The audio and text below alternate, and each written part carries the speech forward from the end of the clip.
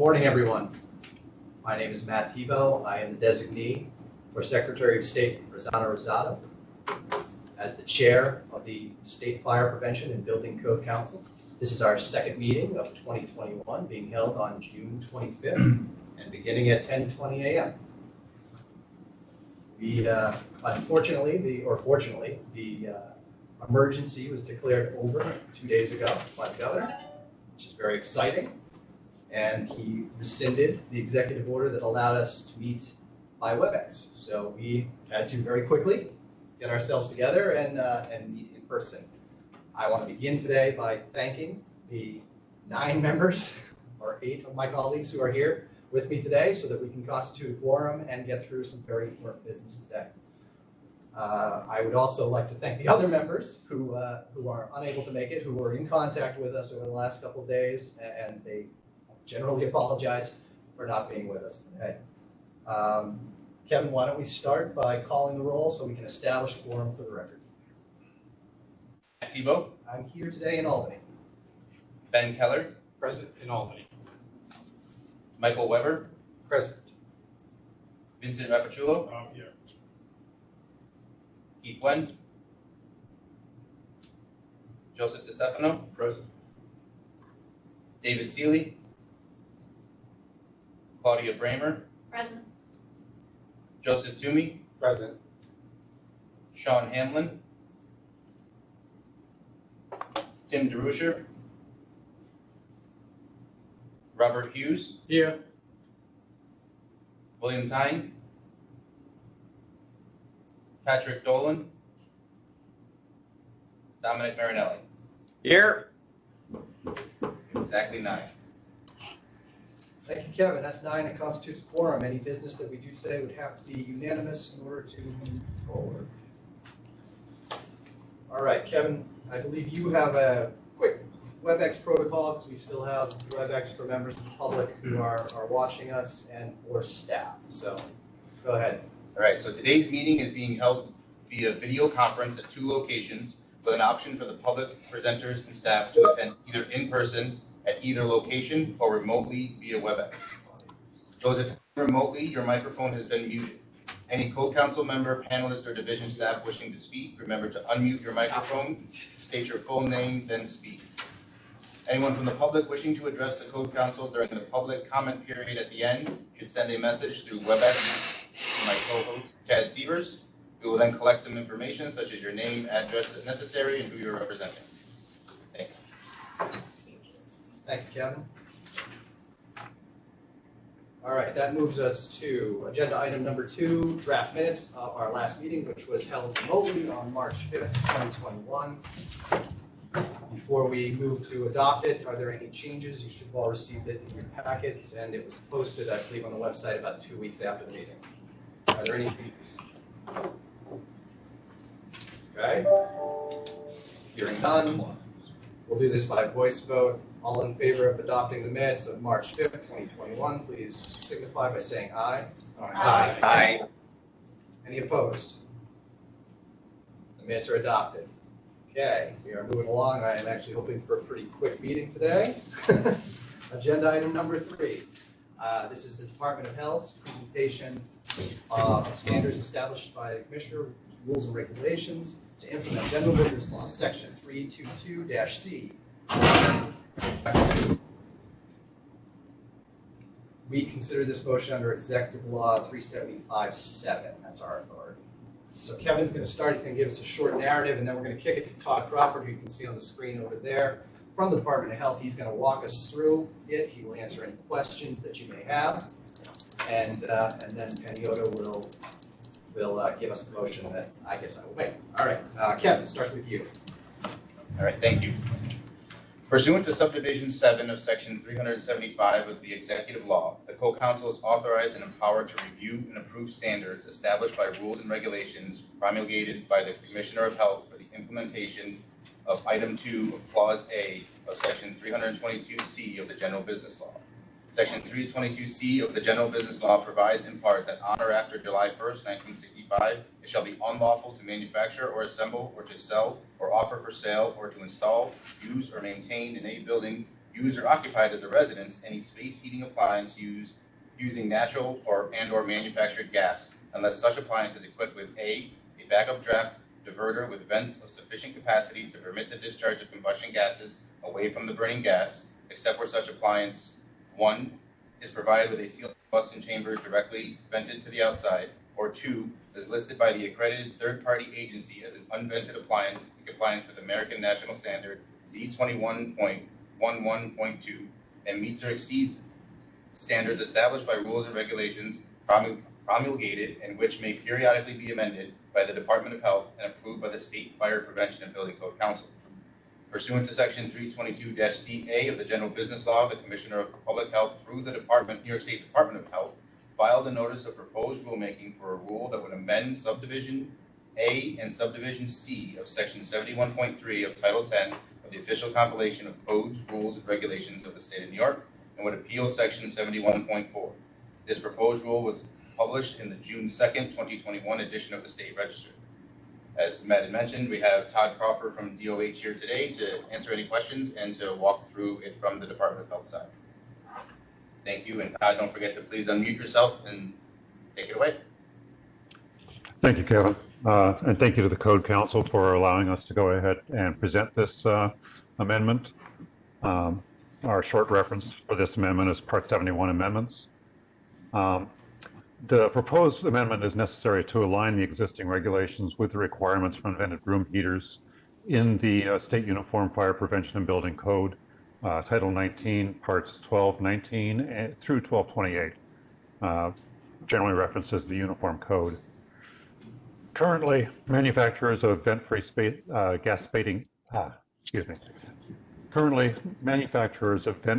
gas space heating appliances must include labels on their shipping cartons that will help consumers to use the vent-free heaters safely. The sellers of vent-free gas space heating appliances must ensure that this label is on the outside of each shipping carton and is prominently and clearly displayed. These shipping labels are required because the combustion products of vent-free heaters are discharged directly into the room in which the heater is installed. The emissions of combustion products increase with the size of the input rating of the appliance, such that larger appliances produce more combustion products than smaller appliances.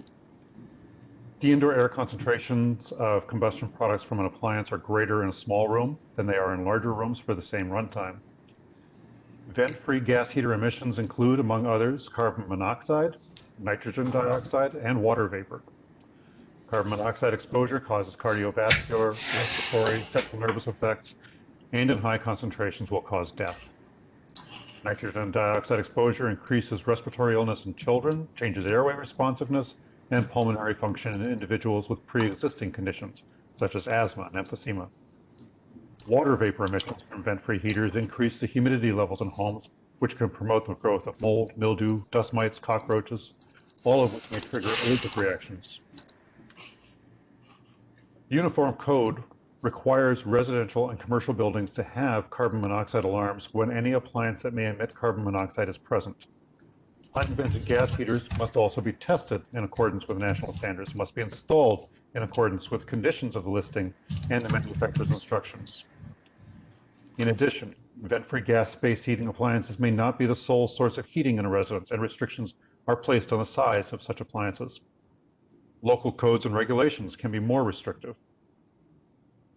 The proposed amendments adjust the current labeling requirements for unvented gas space heating appliances to more closely reflect these building code requirements.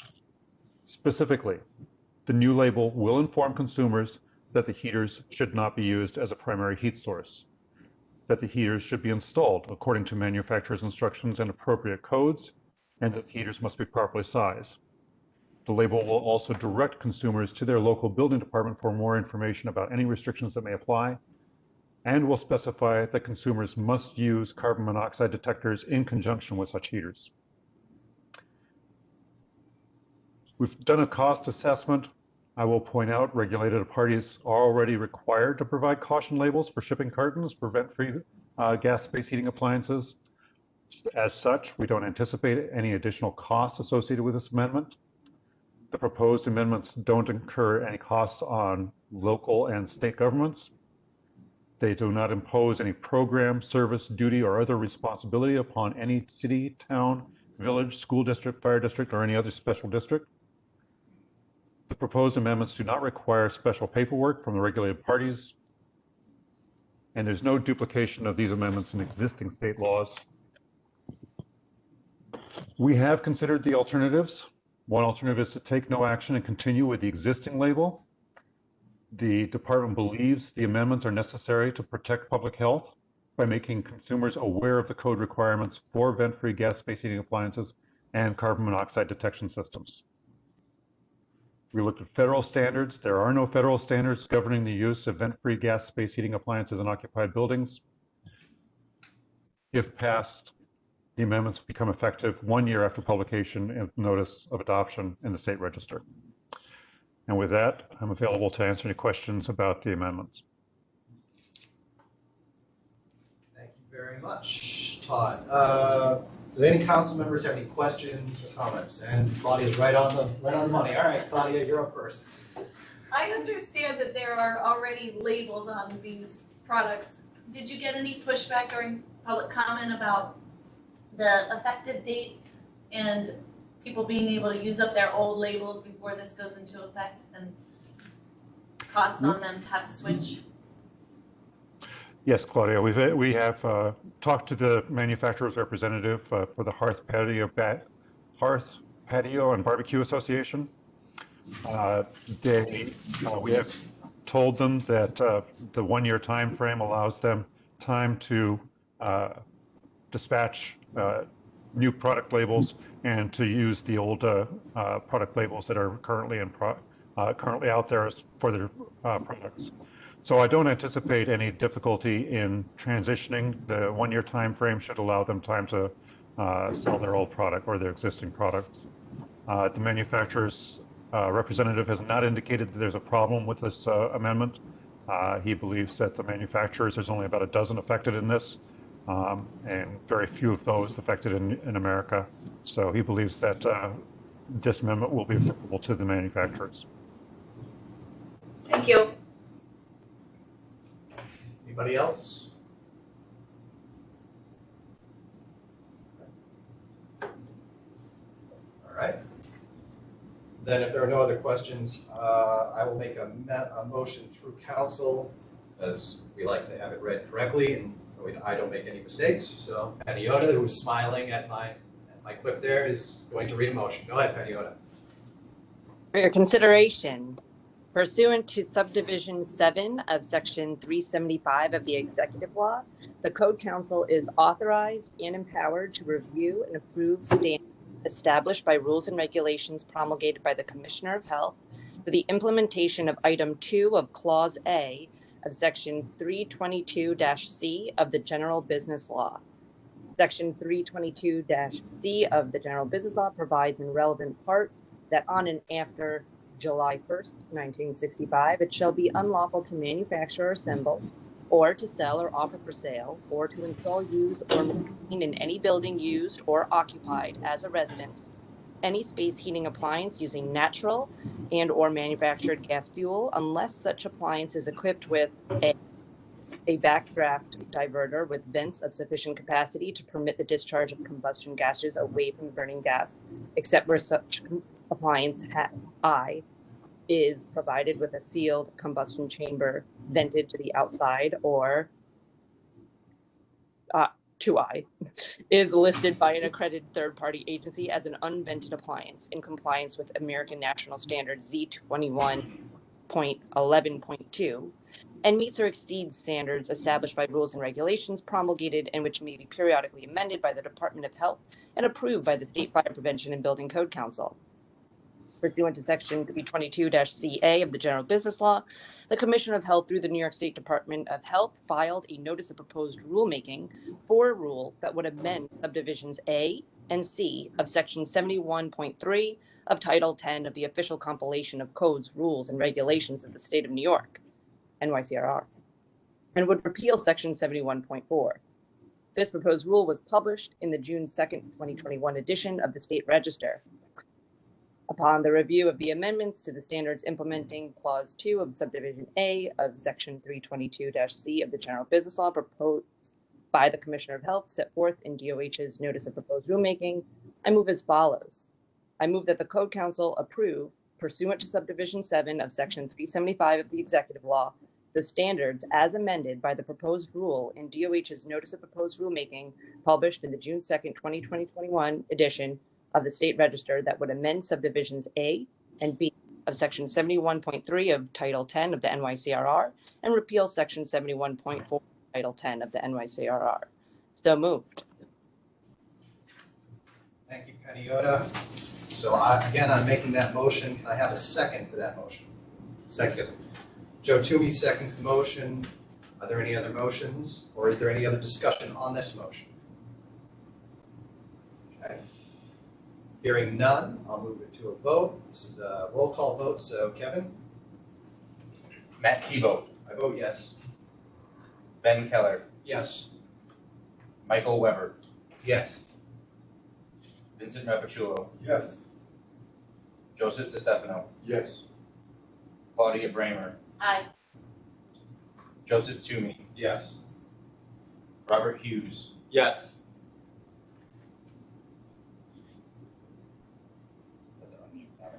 Dominic Marinelli. Yes. Unanimous. It is unanimous, 9 votes, so it passes. Todd, you're all set. Thank you very much. And on behalf of the Department of Health, I appreciate your approval of this motion. Thank you. Thank you, sir. Okay, that takes us to agenda item number 4, Uniform Code Provisions for Rail Stations, 19 NYCRR, Part 1228. Consideration of a motion to proceed with the notice of adoption. Again, we're going to have Kevin give a short narrative. We're going to have Dan Nichols also speak to us. They both are available for questions or comments after, and then we'll go through, I believe, 2 motions on this one, as my esteemed counsel has told me. And so, Kevin, take it away. Thanks, Matt. At the March 5th, 2021 meeting, the division and MTA presented the Code Council with a notice of proposed rulemaking, which would amend the Uniform Code to include certain specific provisions concerning the construction, alteration, relocation, enlargement, replacement, repair, equipment, use and occupancy, location, maintenance, removal, and demolition of rail stations. The Code Council granted conceptual approval, and the proposed rulemaking was published in the State Register on March 24th, 2021. A public hearing was held remotely on May 27th, 2021. Minor changes to the publication entitled Uniform Code Provisions for Rail Stations were made to correct a typographical error and rephrase the provision to align with typical code language. Additionally, the rule as proposed would have incorporated by reference the March 2021 publication of the Uniform Code Provisions for Rail Stations. The rule as adopted incorporates the modified publication with an updated publication date of June 2021. A corresponding change was made in 19 NYCRR section 1228.2A9. Lastly, a change was made in 19 NYCRR section 1228.3C to update the address for the National Fire Protection Association. One comment was received during the public comment period requesting that the publication entitled Uniform Code Provisions for Rail Stations prohibit the use of combustible rail ties in below-grade applications to minimize the potential for fire. The division coordinated with MTA, which has custody of the majority of the buildings impacted by this proposed rule, on the topic of use of wooden rail ties. According to MTA, wood rail ties do not contribute to excessive fire and smoke events within the MTA territory affecting life safety. MTA indicated that wood is the preferred material for rail ties in many cases due to its performance in water and flood-prone areas when compared to concrete ties. This allowance has been permitted since 2005 and is supported by 2 variances received by the MTA, petition numbers 2008-0216 and 2005-030-31. Therefore, no change was made as a result of this comment. We have here today Daniel Nichols, a fire protection engineer from the Metropolitan Transportation Authority. Mr. Nichols oversees the Fire, ADA, and Code Compliance Office for the MTA Construction and Development, and the division worked closely with Mr. Nichols and MTA to develop the proposed rule. He's now available for any technical questions that the council may have. Dan? Good morning. Kevin. Good morning, Chairperson Tebow and members of the Code Council. My name is Daniel Nichols. I'm the Acting Program Director for the MTA Construction Development Company's Office of Fire, ADA, and Code Compliance. At this point, I don't have any additional technical information to present to you regarding the rulemaking, but wanted to make a couple logistical comments. First, as stated in the rulemaking, we are already preparing a training program on the provisions for rail stations and look forward to submitting it to the division for code enforcement training credit later this year. As stated in the rulemaking documents, MTA C&D remains committed to offering this training to any code enforcement entity that is affected by this rulemaking through our virtual training portal. Secondly, I want to publicly thank the Secretary and the many staff members of the Department of State for accomplishing the significant task to better regulate the construction of rail stations. We are already seeing the benefits of these provisions will provide for the future construction projects that we currently have in our planning and early design phases. With that, I'm happy to take any questions from any members of the Code Council. Thank you all for your time. Nice to see you all together, and hope for your consideration of this proposed rulemaking. Thank you. Thank you, Dan. Does anyone have any questions? Ben? Just a comment, Dan. We know this is unique to New York rail stations. That is, it's an international concern. I really like how you put things together, and I would really like you to consider for the future bringing this to the national front, the ICC, and trying to find a pathway forward for the country. Perhaps that we can look to incorporate some of this language maybe to help others across the country that are using the ICC codes moving forward with this. This is something that's bigger than just us, and I commend you to take on this task here in New York. Thank you. And we have worked with both NFPA and the ICC. The ICC did put together a transportation working group where I would say in our next code development cycle on the ICC level, you will see that. But we did participate in this level. Just don't count my track record against me today. I'm not concerned.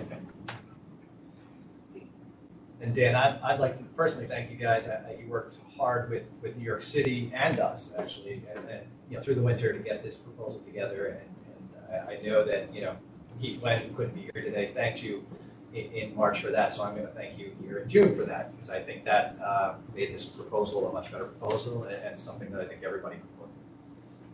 Are there any other questions? Hearing none. We'll jump to Penny-Oda to read the first of the two motions. Penny-Oda? Just going to jump from that screen to that screen.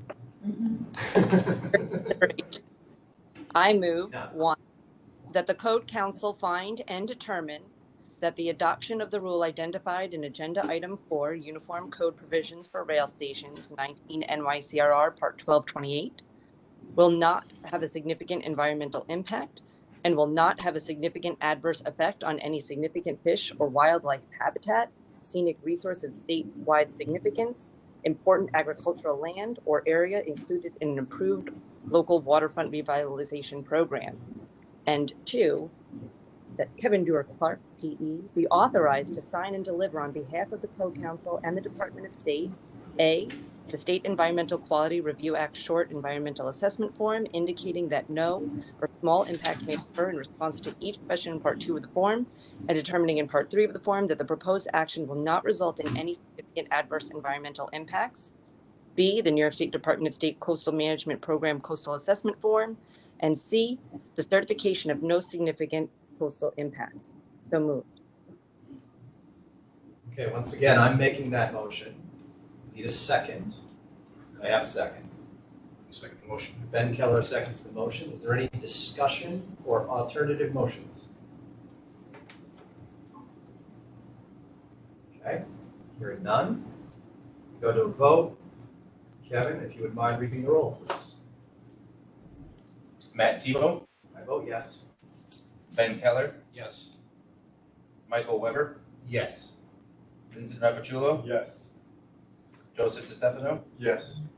Claudia Bramer, Aye. Joseph Toomey, Yes. Robert Hughes, Yes.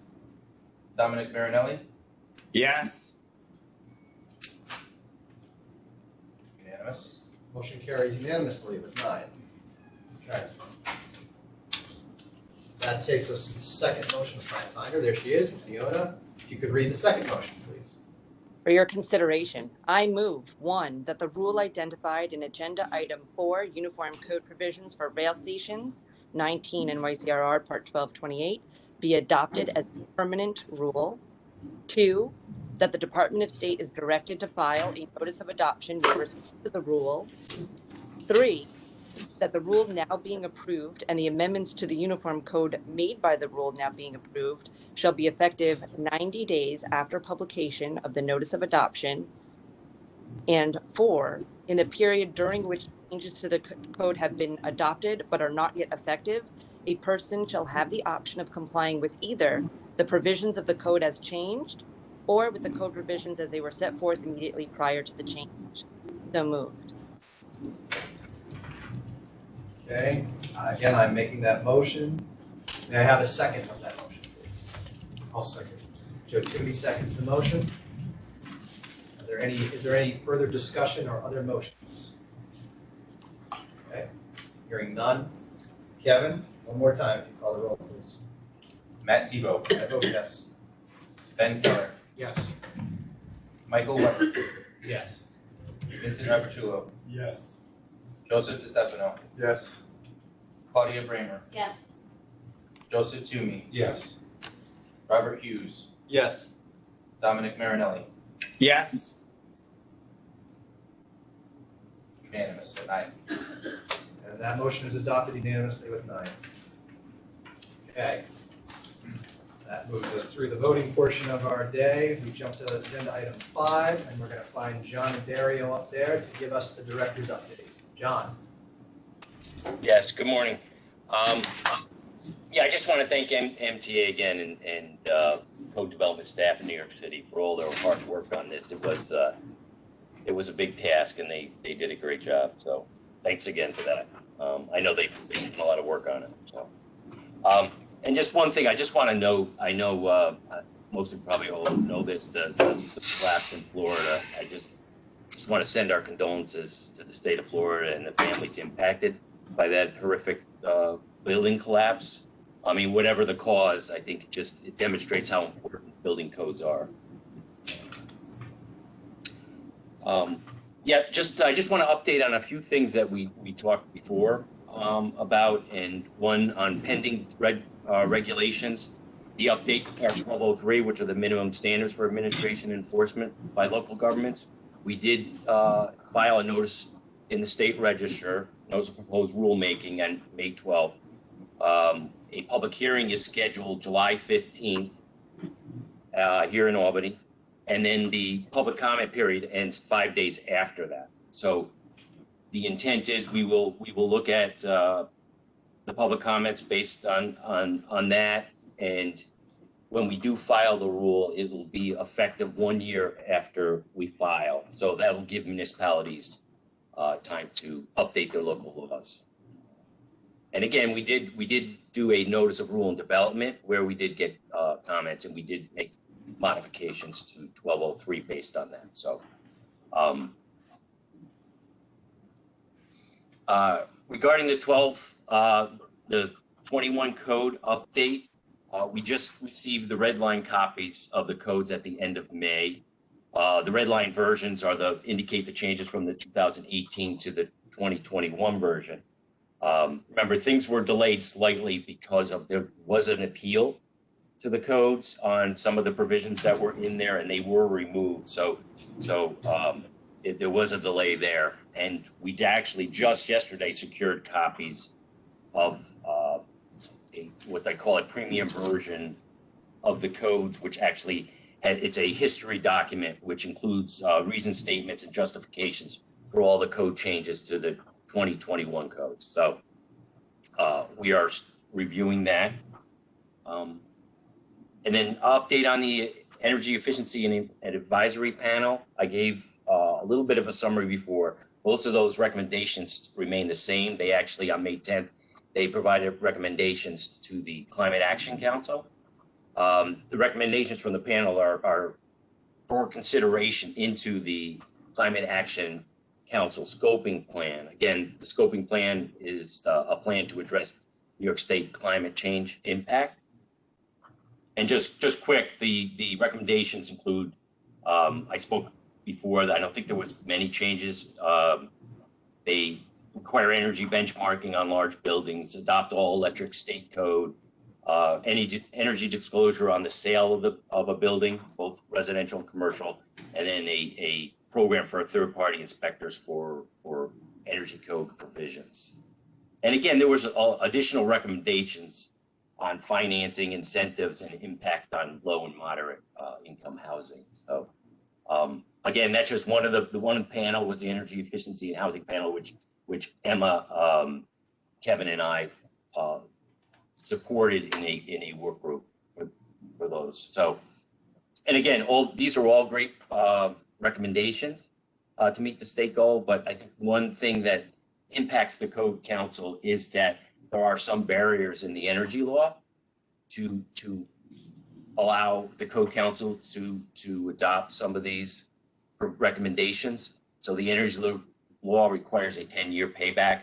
There was legislation, proposed legislation by the governor that would make modifications to the energy law and actually allow the Code Council to look at a life cycle cost of equipment for the energy code. So and building requirements. So again, that did not make it. I think it passed one house and it was put to the committee on the other one. But again, I think that's something that's critical that would need to be modified in order for us, for the council to consider all those recommendations. So again, that proposed bill didn't require the Code Council to do anything. It just kind of removed some of the barriers. So, and then DOS did submit some code change proposals to the 21 codes. Staff, actually code development staff mostly worked on those for about a 2-week period, and it included nights and weekends, and we submitted 23 proposals. I think we're at right now, they're not final, but we're at 50%, and I think at this point, public comments are due, if not this week, next week, and we're providing additional 5 comments to those proposals. So we're about 50%, which is probably the best we've ever done on proposals to the iCode. So I know, just thanks to the staff, code development staff, for all their hard work. I know they spent some nights and weekends to participate in those code change proposals. So again, they're not final yet, but I think in the fall we'll see how we make out with those. But they so far they've done a great job, and I just to thank them for that, for all their hard work. Last time I mentioned about the International Energy Conservation Conservation Code, construction codes us. That is now a standard. So they voted to make that a standard. So that is no longer a government consensus process. But I do have good news because Emma was appointed to serve on that committee. There were, I think, a few hundred applications, and Emma was selected. So congratulations to Emma. So, New York does have a seat on that. And also, just Emily Hoffman, who's an engineer with New York City DOB, is also, I think she's the vice chair on the committee. So I think New York is well represented on that standard committee. So we'll see how things go there. And but I think that's great news, and congratulations, Emma, on that. And also for, I guess, Dottie, can I put you on the spot again just to give a quick update on ICC? Yes, of course. And I should say thank you, Director Addario and Chairman Tebow and the rest of the Code Council members. I'm happy to be here today, and I look forward to the next meeting, being there in person, maybe, hopefully. But yes, I couldn't be more pleased. As John mentioned, Emma Gonzalez Ladders was appointed to the residential committee. That committee is comprised of 48 members, 1/3 of which are governmental members. And as John also mentioned, Emily Hoffman is serving as vice chair of the commercial International Energy Conservation Code Committee, and that has 45 members. And again, 1/3 of those are also governmental members. The rest of the makeup is there's a public, there's a user, a utility, a standards provider or / testing lab. Let's see what else. My glasses on here. Manufacturers, so builders as well. So we do have a pretty good representation on there, and I couldn't be more pleased. I agree. I'm very selfish about my own state. I'm very pleased to see such great representation from New York, so I couldn't be more pleased with that. John also mentioned that we did receive a tremendous amount of applications, and we did indeed. We had over 350. So that really says a lot about Emma and Emily, that they were chosen through a very, very, very large list of experts around the world. So I couldn't be more pleased with that as well. Also, just to give you some additional statistics, we had to hold our hearings. We always have had them available virtually so that people could watch if they couldn't participate, but this time was unique for us as well, that we even had to have anyone proposing code changes. As John mentioned, many of the Department of State staff, which I'm very pleased, 50% is pretty awesome. And to actually have to do that virtually is very challenging. Our committee members were in our Chicago office for the most part. We did have the majority of them. We had 103 committee members on site in our Chicago office, 31 of which participated virtually. We did have 1,202 participants, and which is great, the fact that we took that step virtually, and it did work out well. We had 2 tracks. The first track was the property maintenance code and 3 of the building code committees, egress, fire safety, and general. And we had then, of course, the plumbing, mechanical, fuel gas, swimming pool code, wildland urban interface code, and fire code.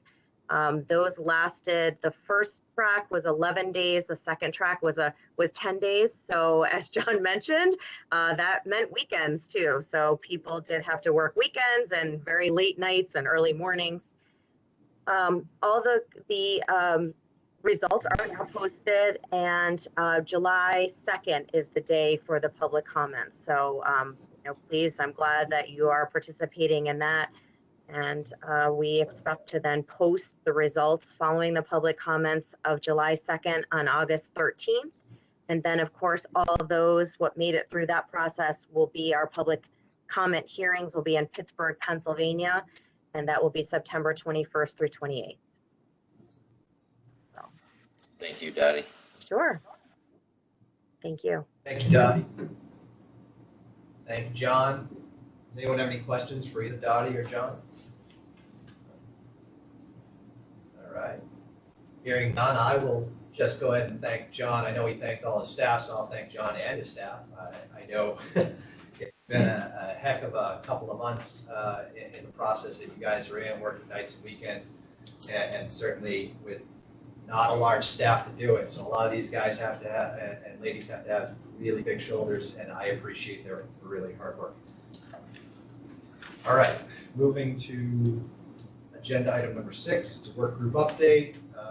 Kevin, you want to take that and give us, I think you had a couple of meetings since the last Code Council meeting? Yep. So quickly, we had 2 meetings since the last Code Council meeting, with the focus was on the last topic, which was townhouse sprinklers. I think we've just about wrapped that topic up. We have a few meetings scheduled for July, August, September, and October, and the focus of those meetings would be to put together the consolidated summary with a hope to get a final draft summary to the remainder of the Code Council at our December 2021 meeting. And I know Tim couldn't make it today, but Tim does like that, make sure that we read all the topics so everybody's fully aware of what topics we are discussing, so I'll just read through them now. We have Fire Code Section 903.2.11.3 and a sprinkler pipe of 55 versus 30 feet. heat detection and alarm connection for multiple station smoke alarms for attached garages versus a 45-minute separation. Deletion of emergency response radio coverage in existing buildings. Deletion of mobile fueling operations.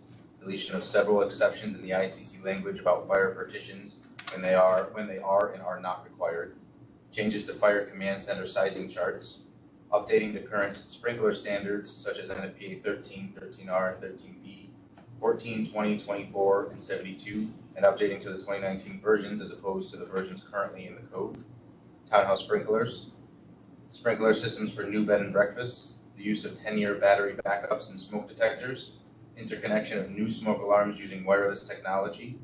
Updating reference standard NFPA 72 to use the 7th edition of UL 217 regarding smoke alarms and the 8th edition of UL 268 regarding smoke detectors and the performance code. Thank you, Kevin. So that will likely be a discussion point at the December meeting. Don't know, I don't think we're gonna have any voting at that point, but we'll take up the document, which you should all receive hopefully well in advance of the December meeting. I'm looking at Kevin, he's shaking his head, yes. Okay. Are there any other questions or comments on this process for Kevin or staff? Lonnie? I have a question, and it was brought to my mind because when you said about the bed and breakfast and smoke alarms and that kind of thing, are there any changes for short-term rentals? Residential buildings being used for short-term rentals for guests, that kind of thing? So I don't know that we've discussed any specific changes related to that. I know we do have a guidance document out about how to handle short-term rentals as to whether or not they bridge the gap between, a single-family home that's being rented out or some other occupancy that's regulated by the building code and what effects that may have. So we do, as a division, have issued that guidance, but there hasn't been any actual code changes proposed topic that I'm aware of. Anyone else?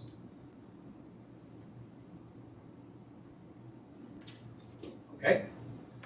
That takes us to agenda item number 7, which is public comment period. Now this requires Kevin to do about 3 things at once, so I'll just start talking and we'll get to it here. We don't have anyone in the room with us, we have some staff, but we don't really have anybody in the room with us, so there are about 30 plus on the WebEx watching, you know that. And I believe, Kevin, we have one who has told you he wanted to speak. Is he on there? I do not see Paul Fiondella had registered to speak, and I followed up with an email. I do not see them currently in here, so I guess I'll open it up to that individual as well as anyone else who's logged in to chat into us to let us know at this time if you have a public comment. Any member of the public that wishes to speak, please chat into the session right now. I'll give you about 30 seconds.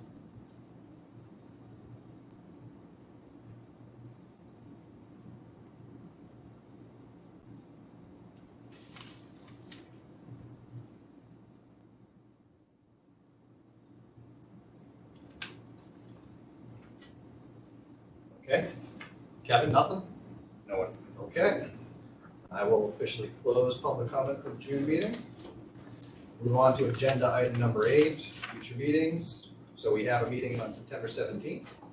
I expect it to be a busy one. There are a few things that we pushed off because we had to do this quickly that were not necessarily priorities that had to get done today. So just mark your schedules accordingly that might not be my typical 1-hour meeting. Then we have a December 3rd meeting. You've already heard some of the things that we're going to see at that. I expect a lively discussion. And then for next year, we've got 4 tentative dates.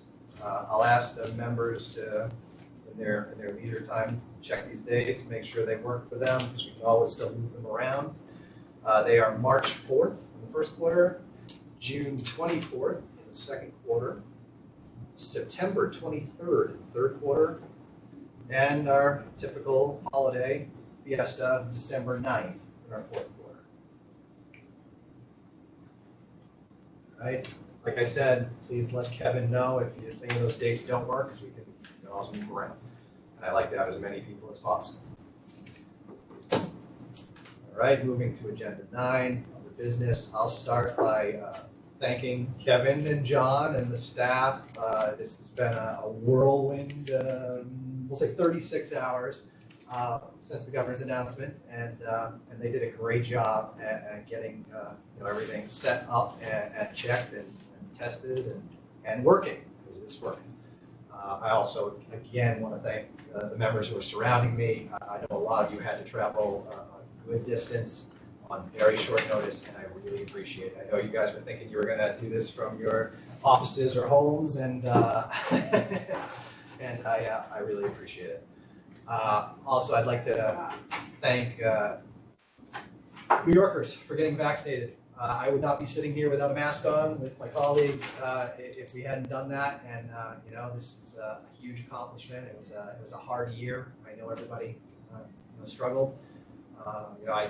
My children just finished their school year, and I congratulated them on getting through. So thank you to New Yorkers for getting vaccinated. I think we're one of the highest states of vaccination, and it's working. And we have a very low infection rate, and that's great. I encourage everybody who hasn't gotten vaccinated to do so. Okay, is there any other business to come before the council today? Okay, hearing none, I will move that we adjourn today's meeting and meet again on September 17th. Are there any objections to adjourning? Okay. In that case, we are adjourned, and for the stenographer, we are off the record. Thank you, Chairman. Could I